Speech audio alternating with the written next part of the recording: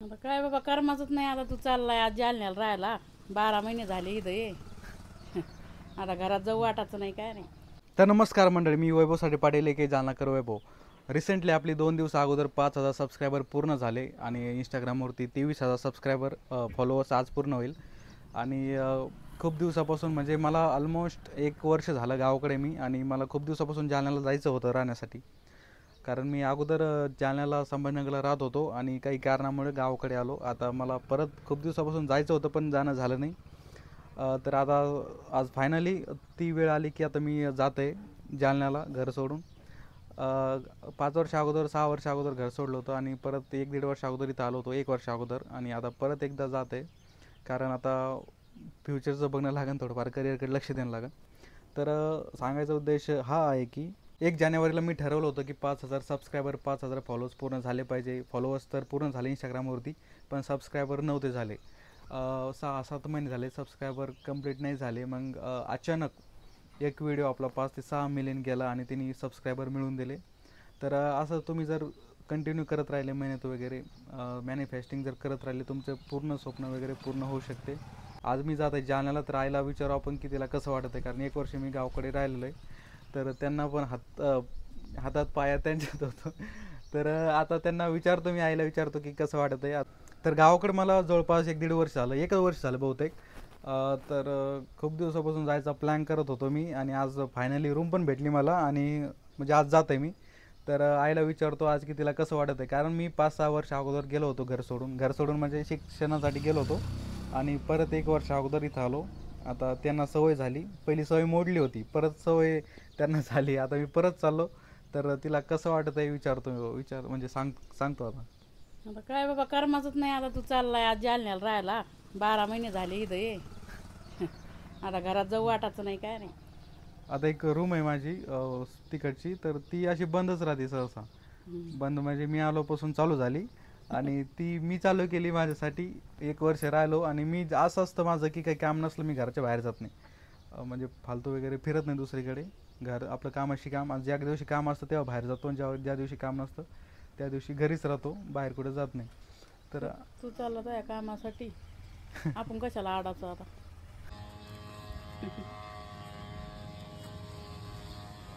तिला का बरे घरच्या घरी येऊन तर फायनली मी रूमवरती पोहोचलो होता, आणि रूम थोडीफार साफसफाई करणं लागेल.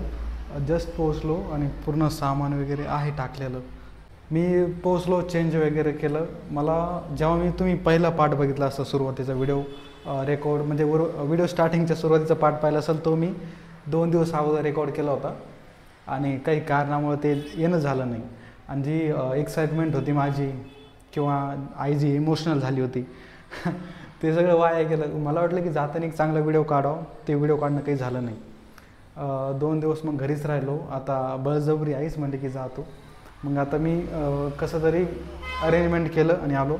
काय झालं होतं की मला जे कोणी सोबत येणारं नव्हतं सामान वगैरे भरायला, आणि गाडी पण नव्हती अवेलेबल, सो त्याच्यामुळे थोडा वेळ झाला, किंवा 2 दिवस लेट झालं. आता तुम्हाला मी रूम दाखवतो. तर हे मेन एंट्री. आता डोअर लावून घेतो मी, कारण खूप नॉईस येतो. तर अशा प्रकारे रूम आहे. छोटी आहे, खूप छोटी आहे, पण रेंट तर खूप जास्त आहे. रेंटविषयी आपण नंतर बोलू. तर अशा पद्धतीनं म्हणजे अशा प्रकारची रूम आहे, छोटीशी रूम आहे. इकडं टॉयलेट वगैरे आहे, ती चांगली गोष्ट झाली की आतमध्येच टॉयलेट वगैरे. तर मला तुम्हाला दाखवायचा व्ह्यू. तर अशा प्रकारे व्ह्यू आहे, आणि इथे एक गावाचं फील देण्यासाठी काही प्राणीसुद्धा आहे. तर अशा पद्धतीनं हा व्ह्यू. आता ही रूम कुठे येते तर मी सांगू शकत नाही, कारण सिक्युरिटी किंवा प्रायव्हसीमुळे असं असतं की सांगू शकत नाही कोणता क्रिएटर. जरी तुम्हाला भेटायचं झालं तुम्ही फक्त DM करा, मी तुम्हाला जालन्यामध्ये कुठेही भेटू शकतो. तर अशी छोटीशी रूम आहे. त्याच्यानंतर जर रेंट वगैरे सांगायचं झालं तर 3,000 रुपये प्लस लाईट बिलसुद्धा याच्यामध्ये नाही, वेगळं द्यायला लागेल. तर 300 किंवा 400 रुपये ते वेगळे होईल, 3,500पर्यंत एवढ्यासाठी. तर ही अशी छोटीशी रूम आहे. थोडा आवाज इको होत असेल, म्हणजे आवाज रिपीट येत असेल, थोडंफार इग्नोर करा, कारण रूम खूप म्हणजे पूर्णच रिकामी आहे. याच्यामध्ये काही सामान वगैरे नाही. आता थोडंफार डेकोरेशन करणं लागेल, त्याच्यामध्ये परत थोडाफार पैसा इन्व्हेस्ट करणं लागेल. आणि अगोदरच खूप कमी पैसे आहे, काहीच नाही, आणि घरून पण काही सध्या घेत नाही, त्याच्यामुळे स्वतःच करावं लागेल कमी रेंजमध्ये, कमी बजेटमध्ये. तर रूम सोडण्याचं कारण, घर सोडण्याचं कारण असं आहे की कुठे पण शूट करायचं झालं मला तर ते जालन्यातून जाणं लागत होतो. इथून कोणतंही गाव असलं, पहिले जालन्याला या 30-35 किलोमीटर, त्याच्यानंतर जालन्यापासून कोणत्याही गावाला जा. तर खूप लंबा टूर होत होता. मला यायला काही वाटत नव्हतं, पण जायला खूप परेशानी व्हायची.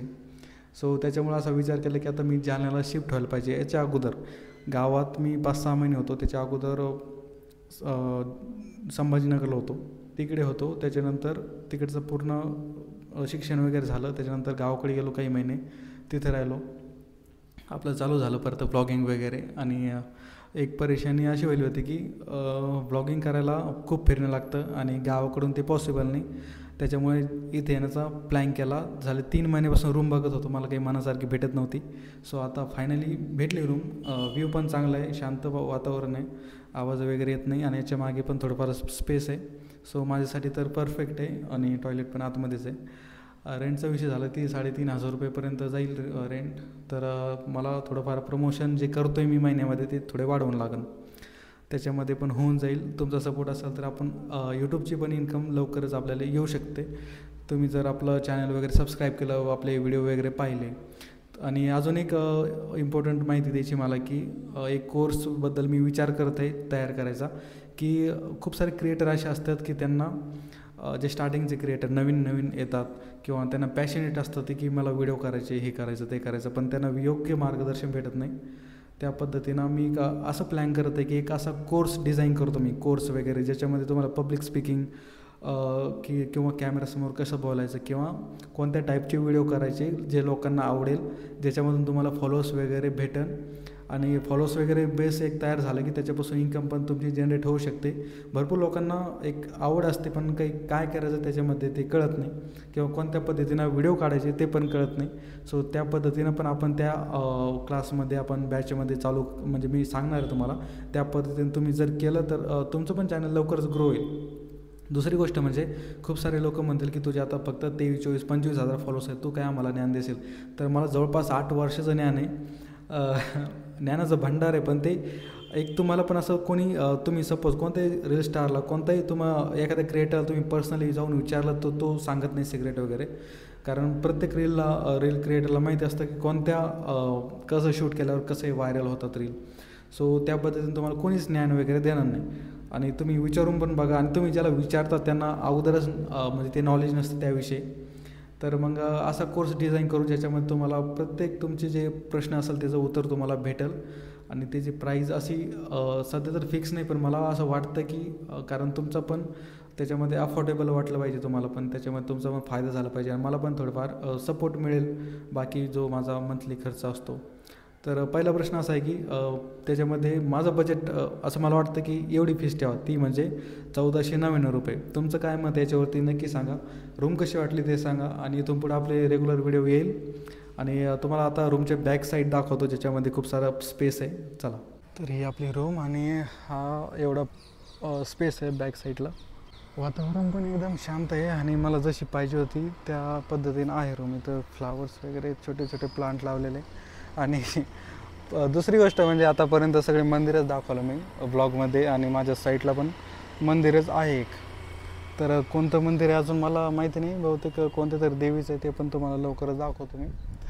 ह्या साईडनं पूर्ण सिटी वगैरे आहे. आणि हे घर मला भारी एकच नंबरच वाटलं. हे छोटंसं घर आहे, तर भारी म्हणजे चांगलं घर बनवलेलं आहे. अशा पद्धतीनं रूम आहे आणि हे टेरेस वगैरे आहे.